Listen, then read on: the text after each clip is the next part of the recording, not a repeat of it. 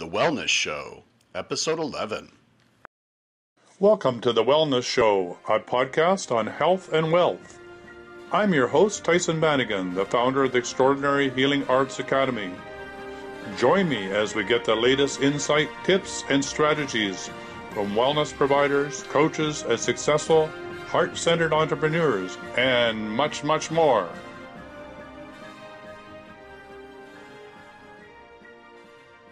So welcome to the show, everybody. I'm really excited today to have Shelley Darling on the call, and the topic for today is cultivating your resonant heart.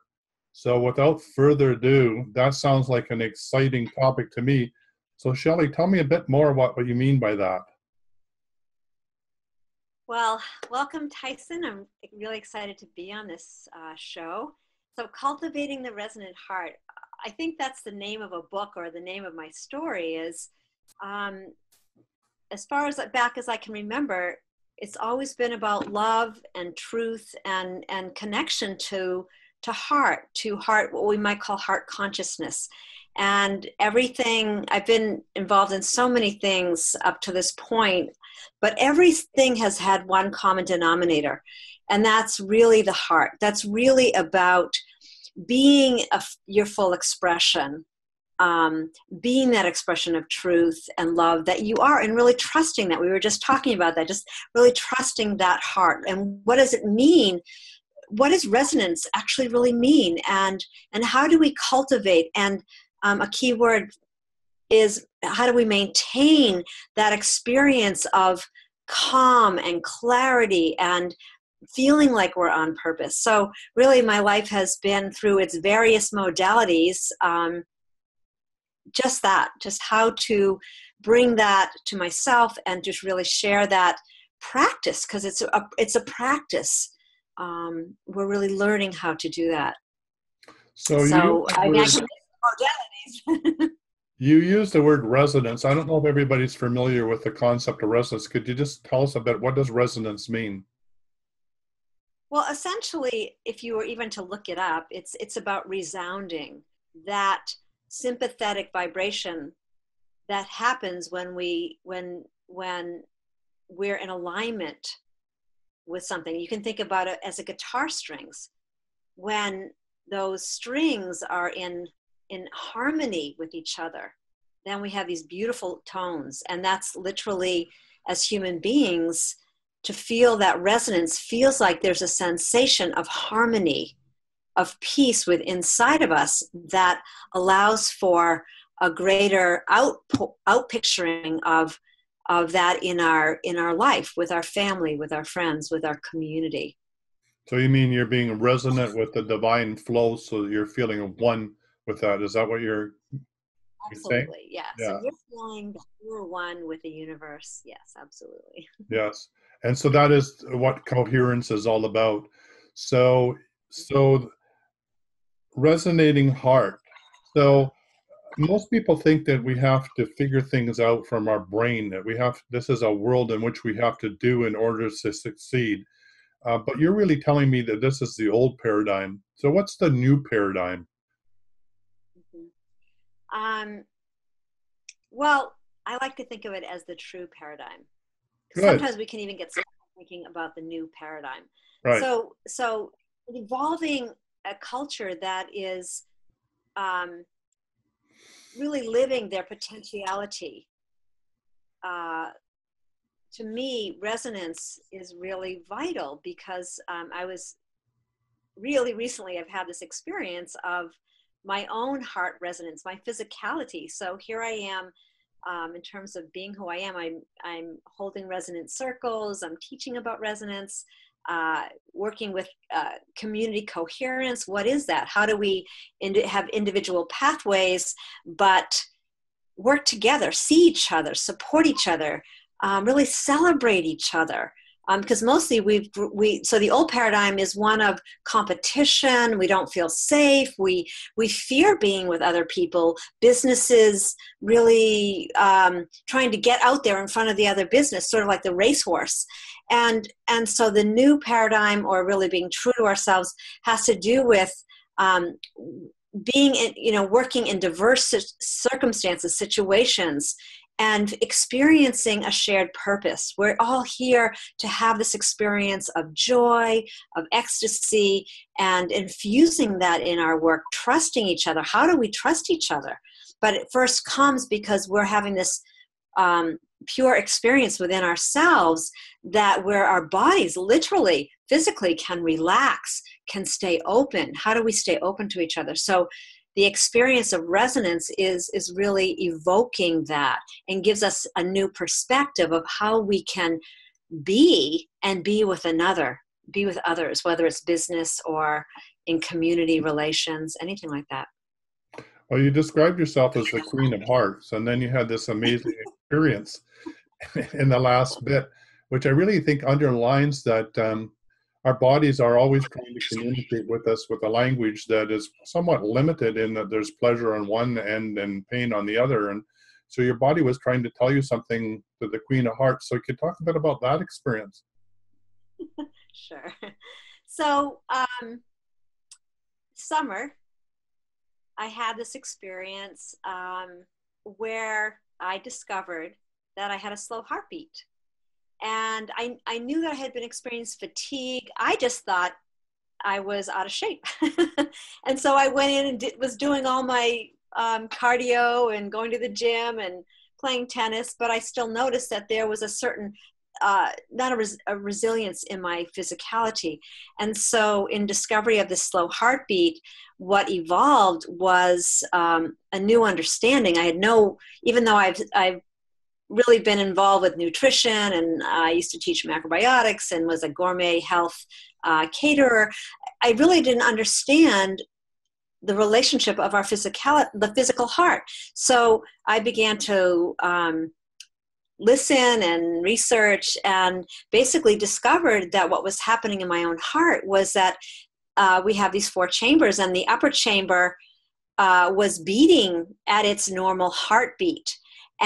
But the lower chamber, the ventricle, was not receiving the electrical conduction, that spark of life. Think about it. It's just amazing. Just became this amazing unfolding of understanding what coherence really was. And without having the chambers working together, and then that outflow of oxygen providing this central heartbeat for the nervous system, for our consciousness, I wasn't getting enough oxygen into my brain.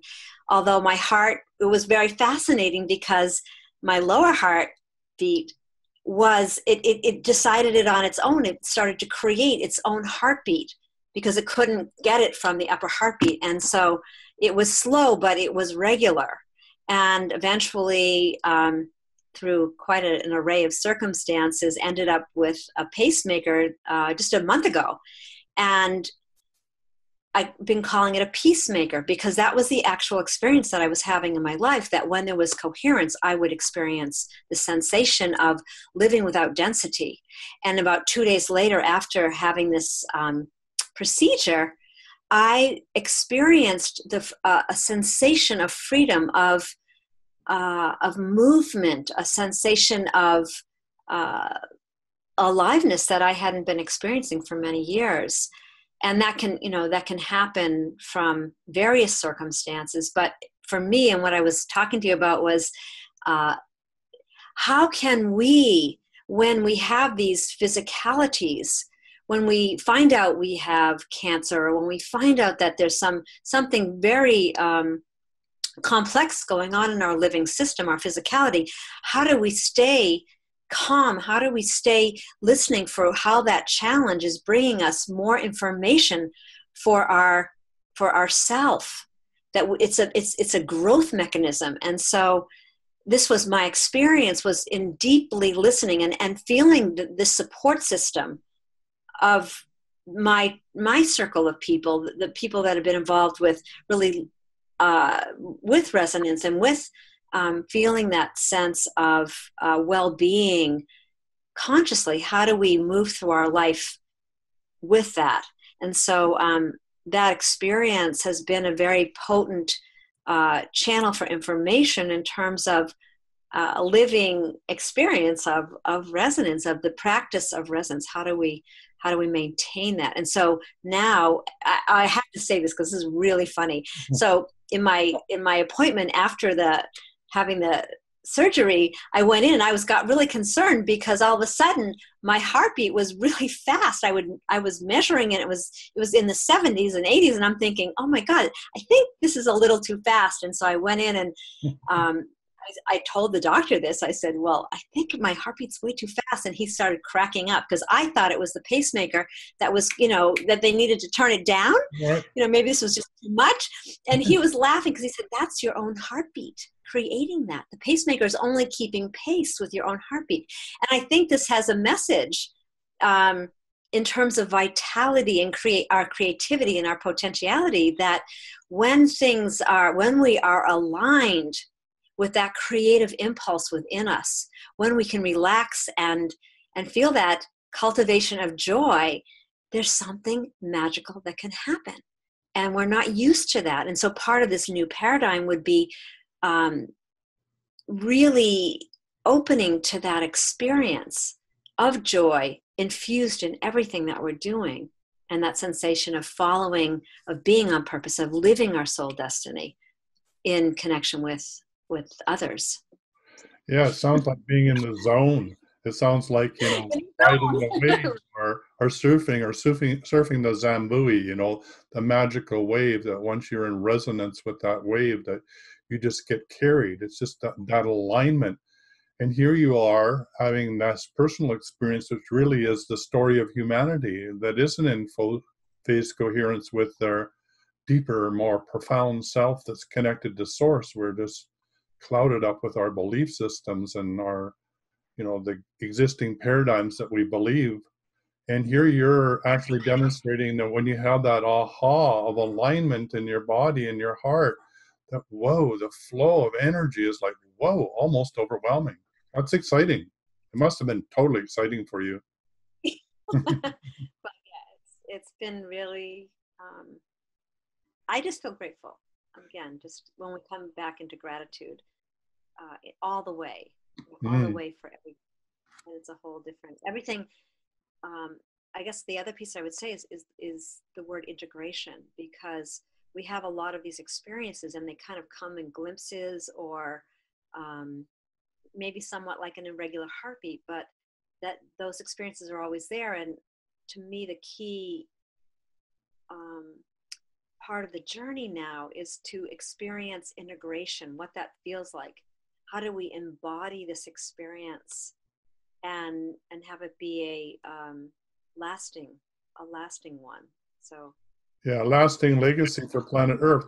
So that's really part of your work. So could you tell us a bit about your work, all the way from the circles you've created all the way to the global vision that you have? I mean, it's all part of bringing people into their heart and fully embodying that, and then meeting like-minded people to take it forward. So tell us some about the things that you've done to put circles together and bring this coherence. So I have to honor, about 5 years ago, there was a calling to meet with Barbara Marcus Hubbard. And for those of you who don't know who she is a voice for conscious evolution, saying simply, our crisis is not a birth. Our crisis is a birth. It's not what we think it is. And that this is the first time in human history that we can be conscious of evolution as it's happening. And as we begin to tap into that, there's a certain experience. And so these resonant circles that I've been involved with and holding space for are a way to come into a deeper sense of who we are as our authentic, as you've been expressing, as our authentic essential self, and to listen to the emerging evolutionary impulse. What is that? What does that feel like to be aligned with evolution as it's moving? And so that's been a really big part of my life, and the focus on this new paradigm, being a part of a co-creative culture where we really celebrate each other and give visibility to what's working. So in that vein, two other mentors, Julie Krull and Nina Patrick, we became a part of what's now launching called Good of the Whole. And essentially it's a mimetic, it's a meme, it's a mimetic coding for this new culture that it's holding a resonant field for that each one of us individually and collectively are working now for a greater whole, that we're better together. And how do we do that? How do we do that? So Good of the Whole is an open source platform that's now being launched that really serves bringing spirit and consciousness to life and giving visibility to really what's working. And in that is this sensation of coherence, where we're growing this mass field of intelligence that is moving us into our highest potential. So that's one piece. And the other pieces are, I really love being a dowser, an evolutionary dowser. And part of my voice is to bring planetary healers together that really are focusing on serving the earth. We all know about climate change. There's so much need for us to bring our action to the earth, to the water, and more than just recycling. We've gotten past that phase. Now it's how do we collectively serve that? So being a dowser, which was a surprise in 2008, I had no idea what dowsing was, to really bring what's visible, what's invisible, visible, to working with subtle energies, and how we, through the creation of our intention and being an open source for information, can begin to work with these earth energies. We know them as ley lines, or the Aboriginals, the song lines. So really working to clear our environmental discordance, densities within our house. What I became aware of was that so much of what we experience as humans has a lot to do with our homes. Our homes are the container for either a positive energy or negative, and we can create those negatives. Sometimes they're from the earth. So working with that, and last year initiated what's called the Sacred Evolutionary Dowsing Consortium, really bringing people together to weave our wisdom, to listen to the field, and to begin to give people a resource. So more than just the ancient science of dowsing, how dowsing actually is an evolutionary tool and can serve humanity, can serve communities in a way that we really don't understand. So that's another piece to the work that I'm doing. Yeah, that makes me very excited because, being a dowser myself, and I see it as modern alchemy.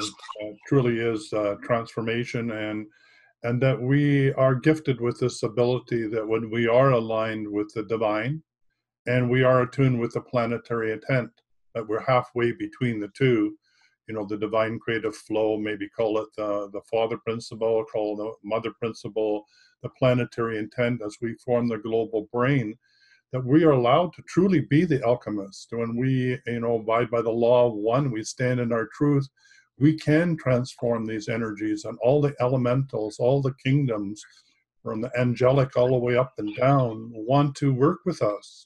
These unseen worlds become seen. And so I'm so excited that that's where we do join forces in this modern alchemy, to teach people how to do that and to take back their power and stand in their truth and know that they can make this a better world to live in. And together, whoa, we have no idea what we can birth. And it isn't us. We're just getting out of the way for the planet herself, Mother Earth, to come through in a brand new way that we can't even envision because it's so grand. It's beyond our capabilities of even rocking it at the moment. So I love what you're doing. I just think it's so important. But enough about me. Let's get back to you. But I just wanted to share that we are on the same page. It's such a pleasure to meet a like-minded person that's doing this, that's living this, that's breathing this, that's helping other people learn to do this and breathe this. So tell me a bit more about the circles that you're doing. Well, right now, I mean, they can be done, they're being done both locally and virtually. Mm-hmm. Right now, I've just recently moved, so I'm just getting planted back in this area. So the resonance circle that I've been doing on Mondays is a fairly closed circle. I tried to open it up and people were like, no, we just want to, this is a place where we as planetary healers can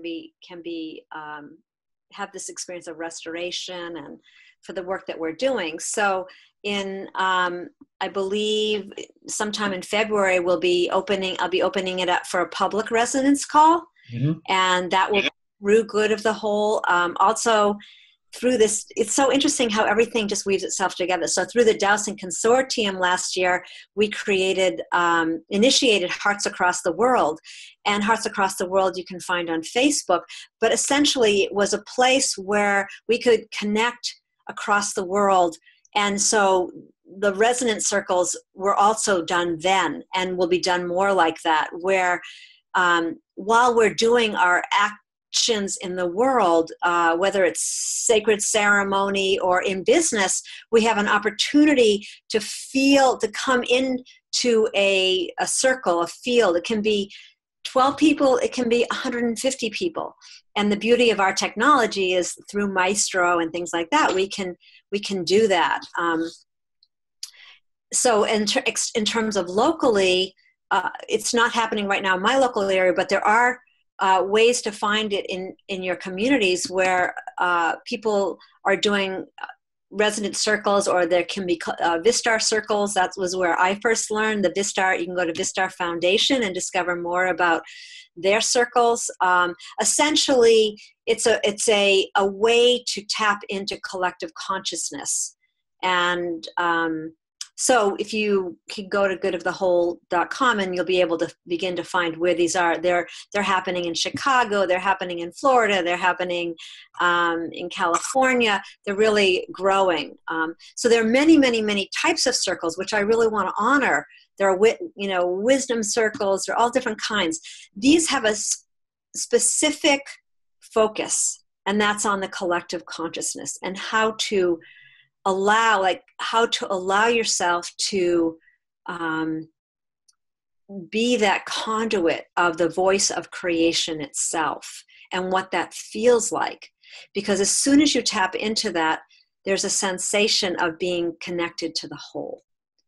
And that's what we're looking for, where our living systems are looking, in terms of, I'm looking at your sign behind health and wellness, and wealth, is that when we feel that we belong, that we're safe, that we can relax. And that's what these resonance circles are all about. They create that experience where people it's a sense of coming home.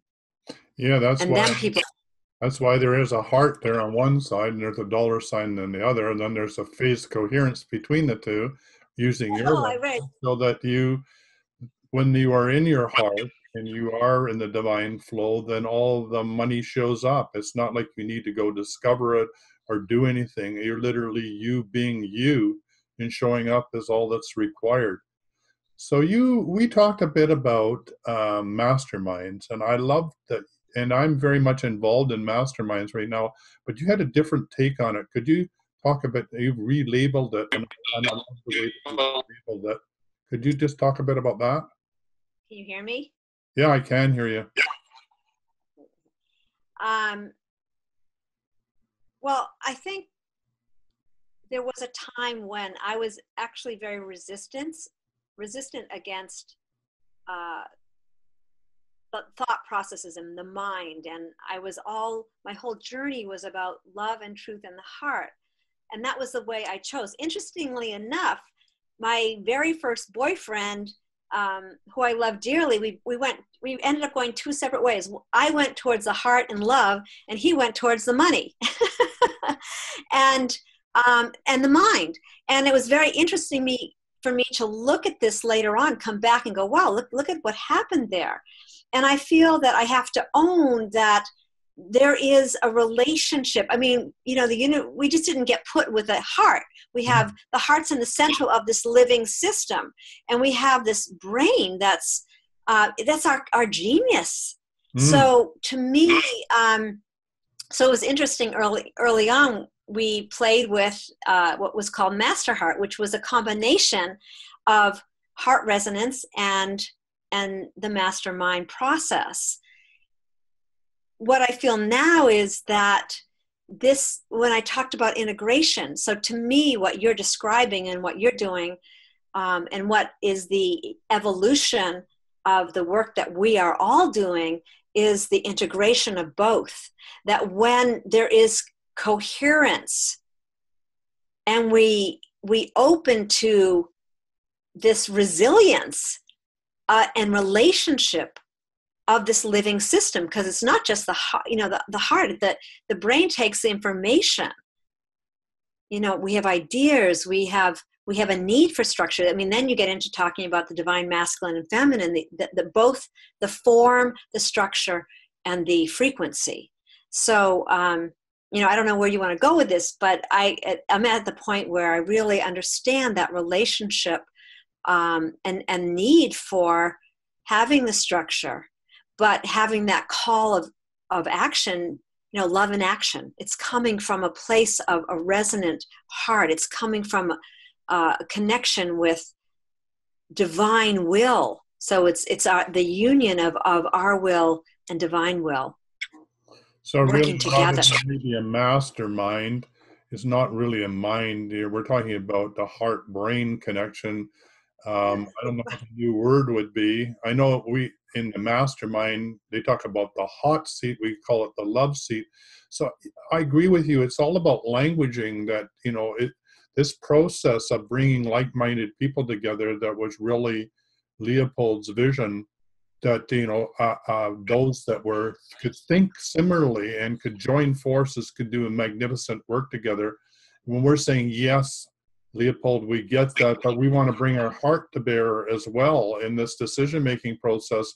So we want to do this heart-brain connection and call it something maybe a little different, but it's the same process. It's really informing us through the divine flow of a new way of being. So yeah, what are the new words? What's the new language? How do we talk about this in a way that other people can understand? How do we open the door for this new discovery? And I understood that you have created a program that starts to do this divine marriage between money and heart and mind. Is that correct? Yes, absolutely. This is actually really funny because I just started to feel the tapping on the shoulder again. This has been a central theme of my life, and the relationship between love and money. And I grew up in a very middle-class world and was somewhat in resistance of that. And so Love and Money, the Sacred Marriage, is really about bringing the unity to understanding the current of money. So if you think of currency, the current, the movement and the integration and the joy of unifying this experience, that they're not separate. And so Love and Money, the Sacred Marriage I'll be restarting it or with an upgrade on Valentine's Day on February 14th, because it feels so right. How do we fall in love with ourselves and allow that flow of financial abundance, of abundant wealth, of prosperity to happen, because we're so in alignment with who we are and with our joy. So, and then following that, 2 days later, there'll be an opportunity for people to join in, and it will be a 6-week course. And it's inclusive. And this is what I love. It will involve dowsing and feng shui and art and movement. Really that full integration of self in the body. So how do we embody this? How do we trust when we are not feeling that financial flow, which can be very scary to us, especially in these days. And how do we really trust that and allow that creativity? How do we align with our soul purpose and allow that to flow? I just have to take a breath, and because sometimes things happen in our lives that the immediate response can be fear or, oh my God, this is happening, especially when we have things dealing with our heart or cancer, our body, anything like that. So what was really formative in my experience was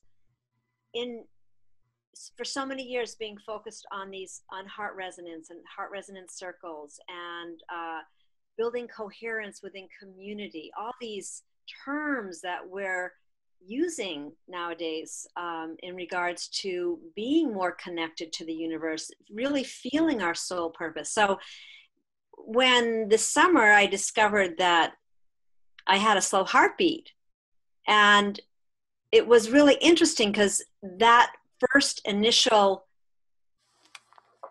hearing of that was so potent, but the beauty was I didn't go into fear. It was just like, oh my God, are you serious, universe? Here I am, and I'm all about. I'm the Queen of Hearts, literally, in the Destiny cards. My whole voice is about love. My whole voice is about the heart. So what is going on here? And so to discover that in my own physicality, that the upper chamber was beating a very quick, regular heartbeat, but the lower chambers, the ventricles, were not receiving that conduction, that electricity that is needed in order to create a full optimal functioning of our physicality, which directly affects our consciousness. And so in the process of being with that and collecting data and being someone who is about alternative healing, have many, many experiences of healing without, using pills and medications and all that. It was an interesting journey to discover and to eventually end up having surgery.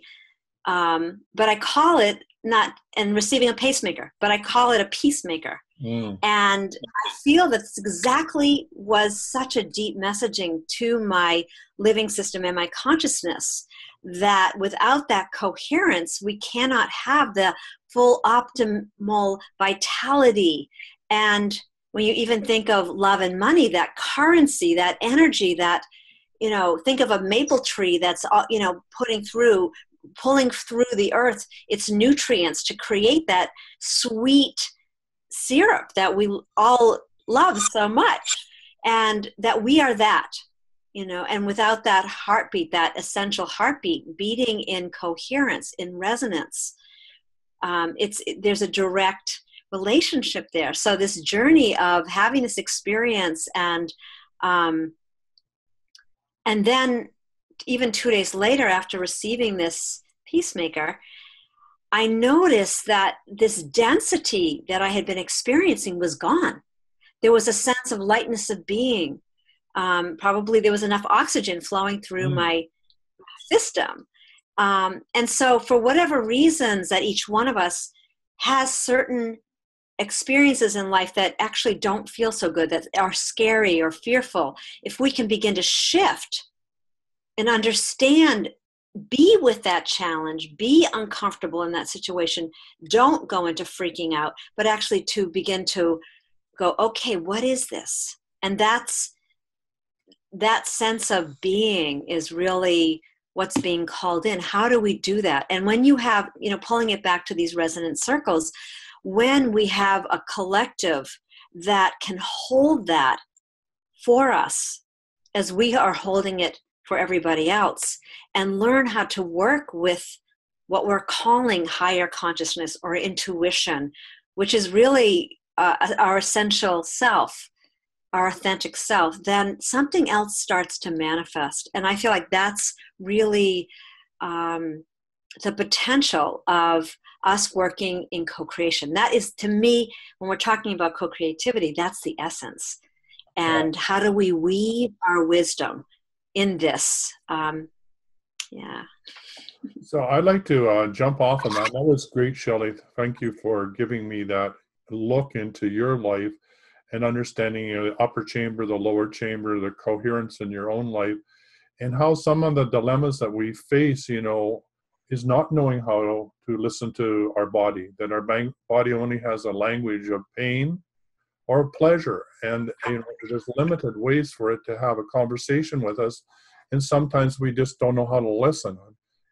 Shelley, it was a pleasure. I look forward to more conversations as we explore this ability to be more incoherent with the planetary intent, to be more in the divine flow, to allow more of this to be birthed. Some call it the new earth. I'm so excited about this. So let's stay in touch, and thank you ever so much for being part of this show. Okay, thank you, Tyson. Bye-bye. For quality online wellness products, courses, and services, visit our sponsors, thewellnessstore.ca and the Extraordinary Healing Arts Academy located at thewellnessacademy.ca. To stay in touch, visit us at thewellnessshow.ca. And until next time, be healthy, wealthy, and wise.